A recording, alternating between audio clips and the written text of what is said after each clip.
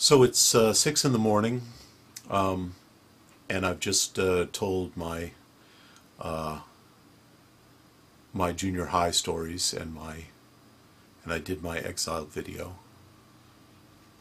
And suddenly I'm sort of energized to just go for sheer bulk of talking. Another video. What else do I have to talk about?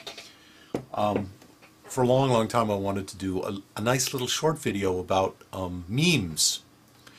The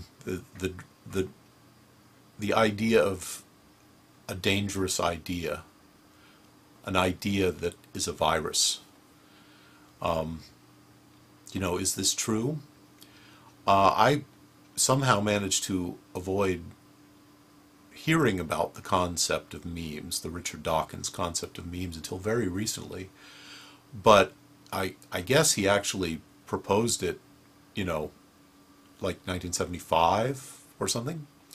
So the idea of memes was already out there when I got to UCLA in 1976. And I took one abnormal psychology class. And I had very abnormal psychology at that point. I was a piece of work.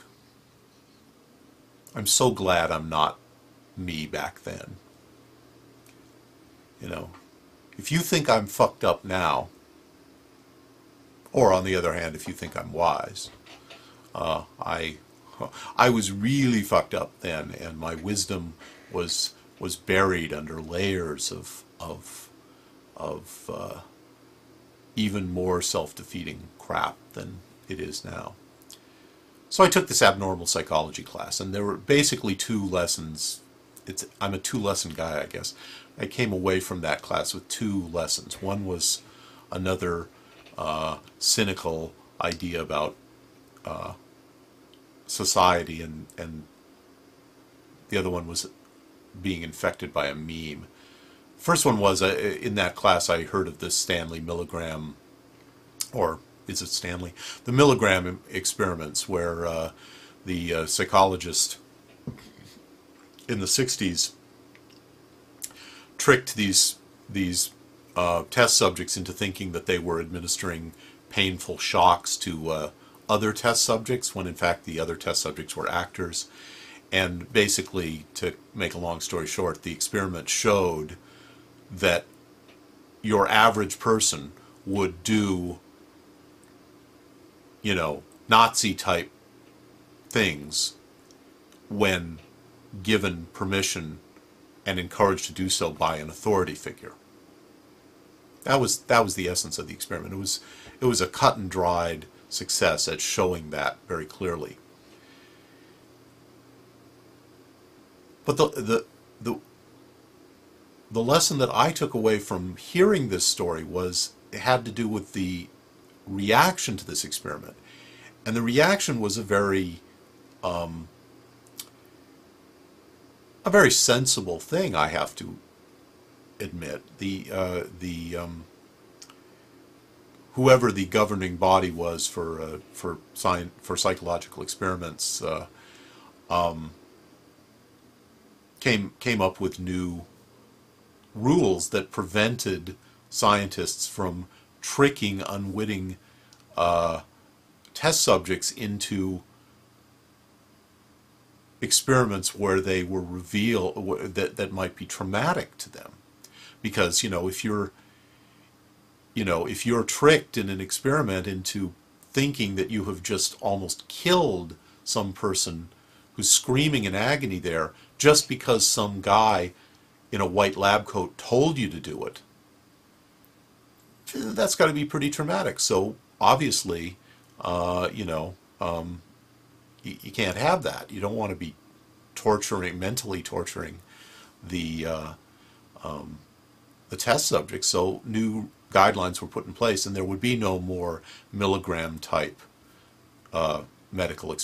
psychological experiments, at least not in the U.S. I guess there have been some similar ones in Germany, and maybe the standards have gotten more lax as our culture has gotten more overtly violent. I don't know. But anyway, at the time, Milgram stuff was a thing of the past, and the lesson I took away from that, which I guess says something about my psychology, was, fuck, culture is covering its ass. They don't want to know, you know? Because I was very, very much psychologically ready to accept what the Milgram experiment revealed. And so I saw the attempt to not have any more Milgram experiments as a veiled attempt to not face facts. So that was one thing I came out of that abnormal psychology class with. The other one was a meme, only I didn't know it was a meme. You know, you ask it, you know, can an idea hurt you? And you guys get to be the judge of whether I'm still suffering from that meme. In this class, the professor was illustrating the current thinking on, I forget what, schizophrenia. I forget what the diagnosis of the condition, but it was someone in a mental institution suffering from a syndrome that the doctors could not really understand, where he would respond inappropriately to what people said. He did not seem to be on the same page with anybody when they talked. And one day this doctor who was treating him, you know, was leaving for the day, and he said, you know, hey Billy, whatever his name is, well, I'm leaving now. Have a nice day. And Billy, the mental patient, said, Gary Francis Powers. And at some point, the doctor realized that, well, Gary Francis Powers was or Francis Gary Powers, I can't remember which one, was the famous U-2 spy plane pilot who had been shot down over Russia in 1960. It was, you know, a famous story, and the name was very much associated with the U-2 spy plane. And so what had happened was this guy had heard, you know, have a nice day, or whatever, and wanted to say you too, but instead his mind just zipped past what he meant to say and said the first thing that he free associated what he meant to say with. And I'm sure, you know, an entire classroom of people heard this, an amphitheater type class. I don't know if any other people were affected the way I was, but I guess you got to be susceptible. You got to have a low resistance to thought viruses. But that, for some reason, that just delighted the hell out of me. Oh yeah. Oh, this will be so cool. Yeah, you don't say what you mean. You say what you have a conversation in your own head. Well, you say what comes to you when you think of the thing that you should say. I thought this was the funniest thing in the world.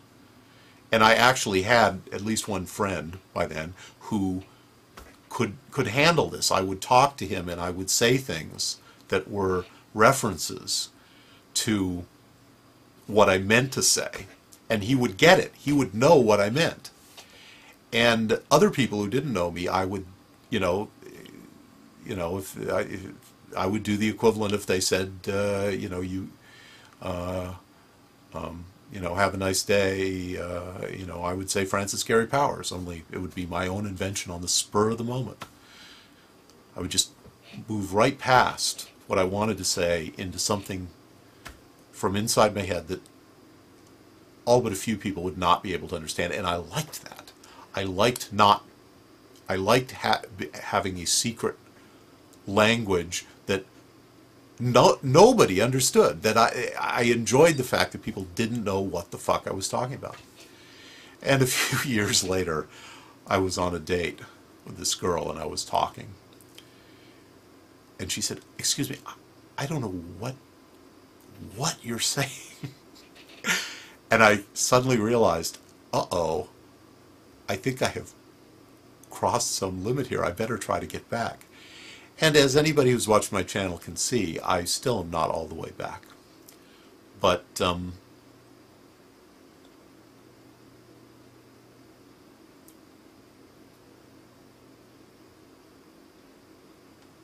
I guess fantasy is its own epic.